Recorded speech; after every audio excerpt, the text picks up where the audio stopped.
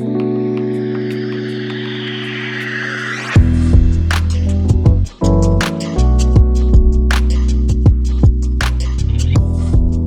back to those who already visited my channel, and I'm glad to meet you for those who are visiting for the first time. This channel is called Postpartum Mom, and here you can find all kinds of information about life after kids. That includes foster care, adoption, surrogacy, all things related to parenting, fitness, and raising up kids or having babies and giving them to their rightful parents. So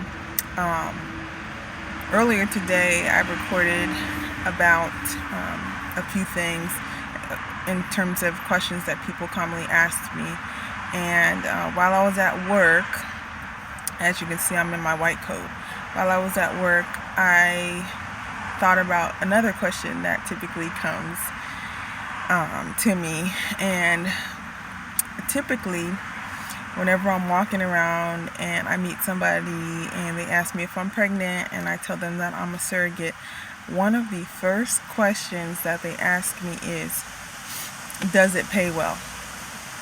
And the second thing that they'll ask me is it all about the money? So to address the first question is, does it pay well? It depends on how you look at the compensation. For instance, you have to understand that not only are you carrying a child for 9 to 10 months, but you're also doing the matching process, application process, pre-screening, psychological evaluations, lab testing, STD screening, and all of that before you're even accepted into an agency. Then at that point they match you with a couple. It takes time for you to build a rapport with them, and then you eventually are matched. Now once you're matched, you have to go through the contracting phase. All of this prior to you actually starting your journey is all included, and that's all for free. That's all on your time, your investment, everything that has to do with you. Then you're linked up with a reproductive endocrinologist, and at that point they give you a game plan as to when you're going to start birth control, when you're going to start medications, and that can take 2 to 3 months, sometimes even longer. You have to do lining checks to make sure your uterine lining is good for implantation. If not, then you can have to do additional medications and adjustments, and sometimes based upon you having a condition in your uterus or anything like that, the transfer might be canceled, it might be delayed. There's all kind of different situations that can come up. So that's all before the embryo transfer, and that's after the contracting phase, where you have to go through a large document, going page by page, initially each page agreeing to what your intended parents say. And even that phase can take a little bit longer, because they can have a lawyer, you can have a lawyer, and if you disagree on certain things, then you have to have that mediated. So not only are you spending 3 to 6 months, sometimes longer, before the embryo transfer, now once you actually have the embryo in your uterus, then you have to wait for all that to take place to know that it's actually successful, and then walk on eggshells for the next few months to feel like you actually are probably going to carry the child to birth. And then after you give birth, you still have to go through that whole process where you have to sign off on the adoption and just maybe even pump breast milk for at least a month. Usually it's week by week that they pay you. But I remember for my first surrogate child, I ended up pumping for about 6 months for her, and then I continued pumping for a preemie milk bank. So I produced milk, and it's not easy to just stop lactating, especially when you're producing 70 to 100 ounces of milk a day, right? So if you consider all of that taken into account, and you say a year of time minimum, so that's 3 months prior to transfer, and then 9 months of carrying, which really it's more like 40 weeks, right? Although you take off a few because it's an embryo, it's a blastocyst by the time it's implanted. Alright, so as I was saying, so about a year minimum, up to a year year and 3 months or so. That's if everything is successful and everything works out properly. And that includes the arrangements in terms of your appointments. The intended parents are able to travel and meet you. They've matched with you successfully. You've done all your paperwork on time, and you've gotten everything right back to whoever needs it. Now, that's if the embryo is successful. The embryo transfer is successful. If it's not, in the contract, usually the standard is 3 tries, but it can be up to 5 tries. I'm outside the daycare of my children and they're knocking on the window for me to come in. But anyway, it can be up to 5 tries. Sometimes people even agree to even more tries than that, depending on the quality of the embryo. So anyway, let's assume that everything goes well and you're only working with the family for about a year. So for a year's salary, minimum wage would be, I think, something like to 25 to 30 or something like that. Or like a lower paying bracket would be 25 to 30,000 a year. That's just for working 8 to 10 hours a day, right? But you have to keep in mind that as a surrogate, you are the primary guardian over this embryo, over this child in your stomach, 24 hours a day. You cannot escape from any of the symptoms. You cannot escape from any of the obligations. That means you can't drink alcohol. You can't just exercise however you want to exercise. You can't do contact sports. Can't go to any theme parks. Can't submerge yourself in water for several weeks after the transfer. Sometimes you can't have intimate activity for a certain period of time. Sometimes you can't leave the state. Sometimes you can't leave the country. Just you're under several different restrictions, and then you got nausea and bloating and weight gain and your own life to live. You have your own job, you have your own children, you have your own spouse or partner, and all of that for, let's say, a new surrogate would earn somewhere between $20,000 to $30,000 for the first time, and then a more experienced surrogate would usually earn $30,000 to $50,000 for their second or more time, right? So when you take all of that into account, the fact that not only are you going to be responsible for this child 24 hours a day for an entire year,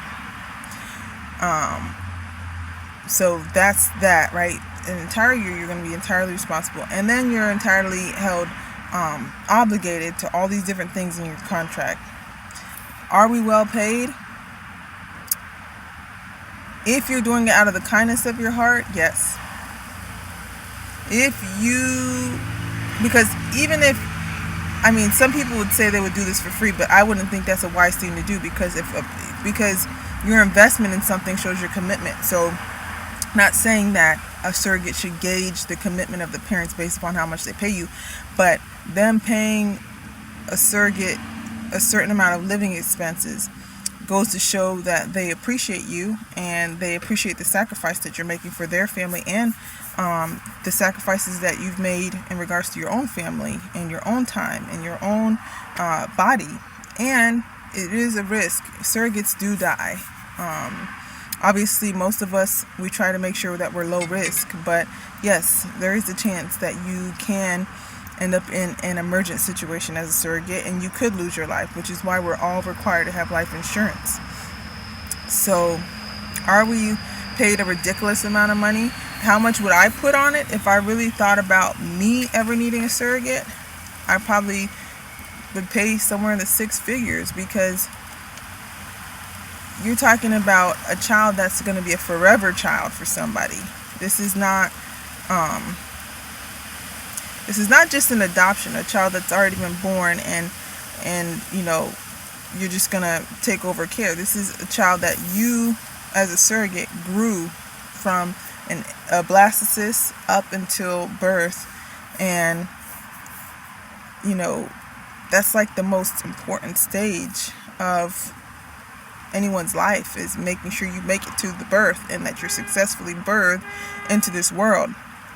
So if you can't do that, then you can't grow into a human being. So I think that we get paid enough because we love what we do, and we want to help people, but not an exorbitant amount of money. We don't go into it thinking we're going to get rich.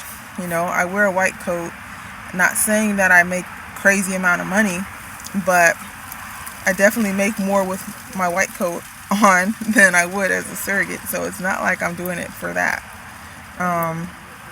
And then, is it all about the money? That's the second question. Is it all about the money? No. And the reason that I can tell you it's not all about the money for most of us is because if it were all about the money, most of us would punk out. Just being real with you. The amount of ejections that we have to endure, the soreness of my hips, the swelling and the bleeding and all kind of stuff, it's just, I would punk out. If it were really just all about the money, I would say, man, forget it.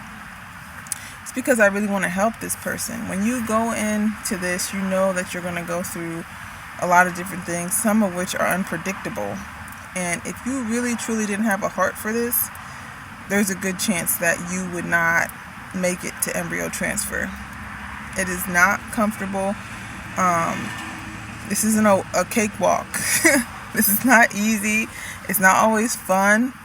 And as an adult, who wants to be placed under restrictions? I mean, that's just not typical.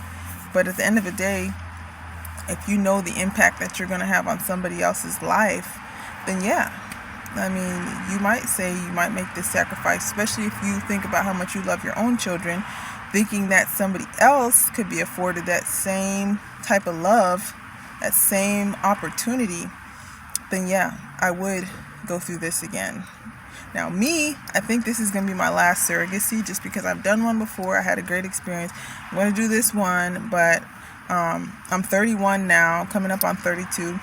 And I think when I hit 35 is like my max, where I'm like, after that I would rather not have any more infants, because I want most of my children to be grown when I hit 50 so I can go and travel the world and do what I want to do with my life. I don't want to be in my 60s still birthing, not 60s, still watching children in my home.